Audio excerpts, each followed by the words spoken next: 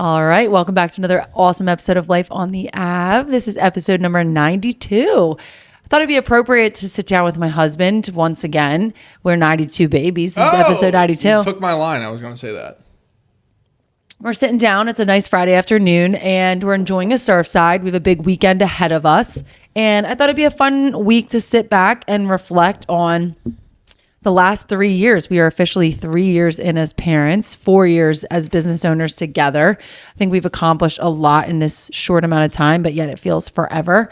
And I thought this would be a fun episode to sit down and he has no idea what we're sitting down to talk about. I thought this would be a fun episode to sit down and talk about celebrating 3 years as parents. Our daughter Murphy turned 3 on May 5th. And while that was obviously her birthday, her celebration, I think it's also a celebration of us surviving 3 years as parents. Shout out us. Shout out us. And this weekend is our kids' birthday party. Our kids are 5 weeks apart in birth dates. So we combine their birthday parties. We'll see how long that lasts. At some point, they'll probably be over it, but they're babies right now. They don't even know. So their birthday parties this weekend. We're super excited. And we also just got back from a quick little trip to Disney, which was an absolute blast to celebrate their birthdays. And yeah, I thought it'd be a fun week to talk about 3 years as parents and reflecting on our time as agents, our time as husband and wife, as parents, and all the things that we've been through, especially in the last 3 years. So are you ready for it? Ready. So yeah, 3 years together. First question I've got for us is... Sure. And FYI, I asked ChatGPT what questions would you ask a husband and wife couple who is celebrating 3 years as parents. So that was the prompt. ChatGPT, whatever, sent out these questions. Yes, that was the prompt. How many surf sites have you had? And one, we just cracked this. So first one is, how do you manage your time between parenting and running a business? However, my wife tells me is the answer. But I do my best. We're realists in the sense of, number one, motherhood is beautiful. So the child needs the mother definitely more so in those early years. You and Murphy have a beautiful bond. Winslow adores you. So, they're constantly up your ass. And I've definitely taken the lead on, working on the business and also in the business, with our main business, which is, selling real estate, which is, paying the bills. And at the same time, you've been growing, the ancillary businesses and capturing a lot of business, other dollars that, we would have been in a position to capture, there. So, it's been nice. I think we have a good yin and yang. I like the specific allotted time that I have with them, which is driving them to school in the morning, and then like doing gymnastics on Saturday. So one thing that we sat down last year and we made up some rules for our marriage, and very clean cut, hey, Vincent, I want you to spend 20 minutes a day with the kids, right? And so that's like 20 minutes of like uninterrupted time, giving them love and attention, which is huge. Some days I'm great at it, some days I'm not so great at it. So it's our first time as parents too. I think we've done a really good job of giving each other grace, to, make mistakes and to grow and learn in this process of parenthood. And, you get to have some really fun moments now that the kids are getting older. So I've loved Winslow's played a bunch of golf with us this spring. Mm-hmm. So I'm super excited about that. And loved, taking the kids on birthdays when you've had weekend appointments the last couple weekends. So it's been beautiful. And I don't really think that there's such a thing as like work-life balance. Like it's like, hey, this is what I do. Right. So for us, I've most definitely found my passion, and you've been along with the journey as, you're uncovering your passion, and my passion is to help people. And we do that through a real estate vehicle. I do it through many other avenues as well. Lacrosse, et cetera, et cetera. The list goes on and on. But I'm here to help people, and, I tell these guys all the time, like, hey, we're going to the top. Like, whoever's on this bus is coming to the top with us, and Murphy and Winslow are on the bus. So they're in the front row. Yeah, Murphy was a closer. She was an office baby. She came on appointments with us. Winslow wasn't. He was with, my mom sort of deal, but now he's coming into his own. So he's super cute. And he could have been an love our office kids. baby. He just couldn't handle it. No. Yeah, she jived right in with the office vibes. He was a just didn't- crier. He was a crier. He's still a crier. Yeah, he he's still my is. baby. Yeah, and I think we've pretty much established that when there's childcare, we are both 100% in the business. Like we are full all in. And when there's not childcare, nights and weekends, or one of them's sick or something's wrong, like I pretty much go in on the kids and you handle the other baby, which is the business. So example, we're in Disney, like I was all in on the kids. Like I was fully present with them that whole time. And if there was a work call, a work email, anything like that, you took the lead on that. Yep. And especially while they're babies, like you said in the beginning, they need me more right now. For sure. And I think at some point that'll flip flop. Yep. 7, 8, 9, 10, 11, 12, 13, 14. That's all yours. All right. Next question. What's the most challenging part of balancing the work and family? Most challenging part is when people don't want to listen, which is hey, we're going upstairs. No, we're not. Yeah. Like When you said people, I'm like, clients? What do you mean? You mean the yeah, kids? those people too, right? Sort of deal. Yeah. Like I think you just did a good job of telling the gentleman who was just in here, hey, like, do you want to listen to us or not? Like Yeah. you walked in the office, Right, right? you do called want to us. do it your way or you want to do it our way, Right. Right? So that's been the most challenging part is just seeing like their little brains. It's the most rewarding part when they listen, but just like seeing their little brains, operate and just be like, Testing the limits. literally yesterday, like Garnet Valley softball game, we're walking out. He's 10 yards behind me. I turn around and there's me, 10 yards, a puddle, and Winslow. And I'm like, don't do it.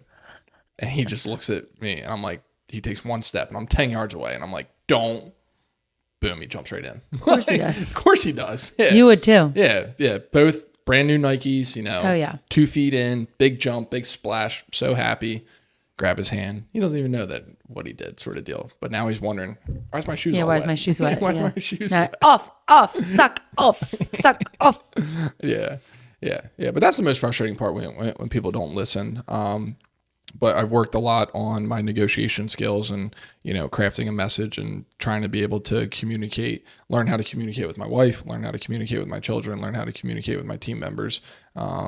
And, sometimes people need a push. Sometimes you got to pull them, sort of deal. But, I think running the business has prepared us, to deal with difficult personalities, which our children sometimes can have. They can be the top of the list. Yeah. I think for me, the most challenging part is, especially as a mom, I think a lot of people could probably relate to this, is I spend, like, say I work, how many hours a day would you say I'm working? It's basically the childcare hours, 9 to 4. How many hours is that? 8? 7? Like I'm undivided 7 hours of work a day, probably, like undivided attention. And I think I spend that 7 hours trying to convince my brain that I don't have kids. And then the other, how many hours are left? 17 hours a day. I'm trying to convince my brain I don't have work. And like that to me is the hardest part of the balance is I spend half my day trying to convince myself I don't have kids and half my day trying to convince myself I don't have work. Because whatever I'm with, the other one feels like it's like nagging in the back of my brain. Yep. And like, I feel like I'm constantly just like not present in anything I'm doing. So when I'm sitting at a table and I feel my phone buzz in my brain, I'm like, that could be daycare. That could be, whatever. And it's hard for me to be present in that meeting, in that moment. And then when I'm with the kids, same thing. I hear my phone buzzing. I instantly go to like, oh, it's a leak at a property. Oh, it's, an offer deadline, right? Whatever, insert here.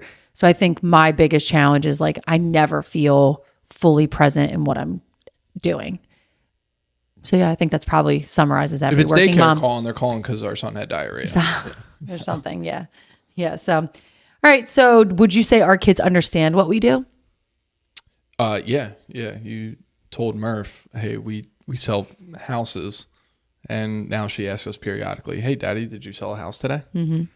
And I'm like, that's motivation. Yeah, it really is. I don't think she fully grasps it, but when we say, hey, Mommy and Daddy have to go, we have work, she'll say, are you going to sell a house? Are you going to, or she'll say, are you helping someone find a house? It's helping someone find a home. So that's what I tell her is that we help people find homes. We help people that we have a beautiful home to live in, and we help other people find homes like ours. So yeah, I think she has an idea. I don't think he has any. He's got no. He's got no. He just wants to play ball. What are some common misconceptions people have about working in real estate as a couple? Not common, but what are some misconceptions you'd think people have about us working together? About us or like in general? In general. Spouses selling houses. It's one of the few businesses where it works. Like working with your significant other in real estate. There's plenty of examples in our own marketplace. Yeah, of And course. we've We're met not the people first. across the country. So what we're doing is not necessarily like revolutionary to the real estate world. But I think maybe a misconception is if you don't know us and you're just looking from the outside that, oh, like we just hang out and it's happy, go lucky all day, every day. Yep. Far from the truth. Far. Very far. So misconception is it's not always happy go lucky. No. Sometimes you got to have tough conversations, with your business partners, with, your teammates, with, that sort of deal. One thing that I think we've done a good job of is like, sometimes you just want to vent about your coworkers or vent about your clients sort of deal. And, I've had to train my brain of, hey, dude, she doesn't want to respond. She just wants to vent, talk about her day. Yeah. So yeah, because like it's not like, and I'd say this a lot to my friends, like one of the harder parts is like when you don't work with your spouse, you come home from work and you can tell them about your day. Like tell them about Jim in accounting. What an asshole. Yeah, or like so and so, whatever. Yes. And like we don't have that. Like we have all the same clients, all the same people, all the same thing. So it's not like we come home at the end of the day. It's like, so tell me about your day. Mm-hmm. I know everything you did. I have a full access to your calendar. I know who you met with, what you did. Like there's no tell me about your day at the end of the day, which is I think a blessing and a curse. I still have things to tell you about my day, we still talk. You don't want to hear that. Exactly. And when I want to vent, sometimes I just want to vent. Like I don't need your advice. Yeah. So yeah, I would say, that's a good answer. How do you structure your day to make sure that both your kids and your clients get the attention they need? Number one, I start my day off with me. So first thing I do in the morning, I hit my knees and pray. I get right with the Lord and, get right with myself. So what that looks like for me is I'm pretty busy all day, so I don't really have a chance to, get on social media. I have a few boundaries set for like communication with me. So number one, if it's a phone call, I try to answer that by the end of the day. If it's a text message, I do my best to get back to you within 24 hours. And then, email, best of luck. And Instagram. Don't DMs. email him. Yeah. I do a lot of business in Instagram DMs and Facebook DMs sort of deals. So that first, 15 to 30 minutes of the day, I'm just like getting caught up on world events, what's happening, answering back text messages that I didn't get to the night before. Which drives me nuts because I'll wake up to like 50 notifications and I'm like, why do I went to bed with 0. Like it's 6 a.m. Why do I have 50 notifications? It's like, oh, well, Vincent liked 100 tags. Yeah. So, so I do that. And then I center myself with the Bible. And I have a 132-day streak going on the Bible app, which is pretty amazing. Yep. And from there I go into a yoga. So, 5 to 10 minutes of yoga, just kind of stretch out my back sort of deal, a cup of coffee, read a book. And from there, hey, it's time to like get ready for the day. So the kids typically hop down and like will do yoga with me, or then they'll start playing. They're typically, crawling all over you for the first half hour, 45 minutes of the day. Literally. Drinking their orange juice while you're drinking your coffee. It's just snuggle city when they wake up. All they want to do is reconnect with me. Yep. Yeah. But then we go upstairs, shower, get dressed, ready for the day. And then it's dad time going to school. So dad time, we get hype in the car. We listen to a couple songs, get ready for the day. And then we walk in and that's a really good like start of my day. Right. I get back in the car. I call my wife. I call my mom. And then I'm ready to like, attack, go about my day. Yeah. So yeah, we talk a lot about, hey, you got to put on your own mask before you can, help other people out. Yeah. That's what they talk about on airplanes. Yeah. And I'm terrible at it. We fight about this a lot. Not fight, but we talk. Well, probably, yeah, we fight. We fight a lot about this because I'm not good at it. And I do wake up and my brain goes immediately to them. So it's tough for me. I don't do a good job at that. So you definitely lead from the front with this part, and I'm trying to get better. I'm working at it. It's tough. It's tough. They're my everything. They're my whole world. So my whole brain goes to them. So I don't do a good job at this. My answer to this is, how do you structure your day to make sure both your kids and clients get the attention they need? I'm not good at it. Yep. I'm just whatever's directly in front of my face. If a client's in front of my face, that's what I'm worried about. If it's the kids in front of my face, that's what I'm worried about. So Yep. I could use some advice and work on that. Yeah. One big thing is like in real estate, like as long as the house isn't burning down, nothing's an emergency. So like, you know, hey, I was just in an appointment. Right. So like I don't take phone calls from numbers I don't know. If I'm in an appointment or I got something going on and someone calls me, like there's less than a 50% chance that I'm going to answer that. Right. Unless it's something like extremely pressing. Like I'm not trying to get stuck on the phone. You can get stuck on the phone in this business for hours. Cole Cyber loves getting stuck on the phone Loves for 20 it. minutes at a time, Loves talking it. about, you know, He just shoots the shit. $1,000 credit addendum for half hour, dude. Yeah. So, And we love him for it. yeah. So I try not to get stuck on the phone. And I try to schedule my phone calls for like when I'm in the car. Right.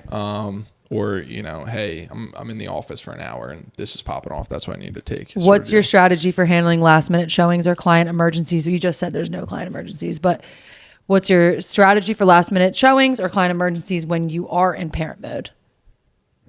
You got to rely on the team. Yeah. Rely on the team, yeah. Yeah. You got to rely on the team. And it ebbs and flows. That's what we say to them all the time. It's like Jade has covered our asses how many times, and now it's like our turn to all step up for her with the baby coming. And like when Cole and Connor enter that chapter, like hopefully we'll be exiting that chapter. And these guys having sex? Stop. Tuss, can you bring me my phone? He does cover stuff. Yeah. No, I'm just saying like they're covering a lot for us right now because of our children. Yeah. And at some point we're going to repay the favor to them. At one point we were 26 hot and single. I'm not sure where my phone's at. All right. So do you have any boundaries in place to protect your family time? Oh, 100%. Yeah. So I just talked about it. So like number one, I don't answer phone calls I don't know.